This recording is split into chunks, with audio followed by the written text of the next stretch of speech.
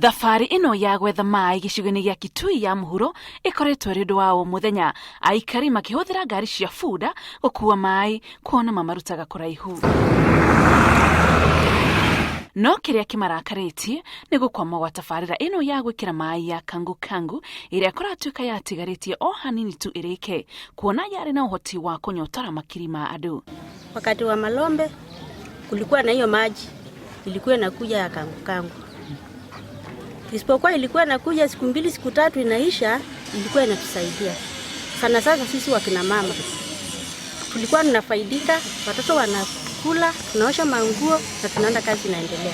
Tabarira ino kuratuika yaigirwo keheri-ini kigina gia ciringi mirioni manana na gwikinya mwaka wa 2017 itana kwama yatigitie gicunjĩ kia 20 harĩ 100 kurika. Ururia riu utumite Aikari matetia thirikari ya kaunti ya Kitui. Ni miaka 56 sasa tangu Kenya ichukue uhuru, hatujaipata maji kamutei na tunapikia hiyo maji kula miaka mingi sana.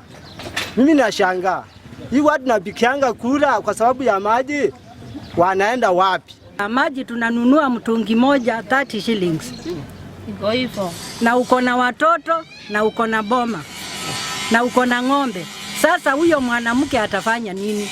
Tabarira ino yambĩrĩirio ni thirikari ya Kitui inyitanĩire na World Vision mwaka wa 2015 akiruguria matangi maya maria magirirwo ni kuiga lita 500 cia maai. Uria wari gavana wa Kitui Julius Malombe augire tabarira ino irinyotoraga makiria ma mĩciĩ 100,000 na mahiũ 5,000 gicigo-ini giki kiria kigumagirwo ni ng'aragu mahinda kwa mahinda.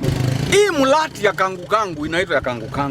Kama serikali ingechukua na itupatie hayo maji kulingana vile Malombe alikuwa amelay out, kuko atungekuwa na shida. Maugite ni kieha kuona atongoria amwe ni mamereire tabarira ino hindi ya kambeni ya githurano, no mathurwo matiri ona macoka kumenya kuria Aikari ya marutaga maai.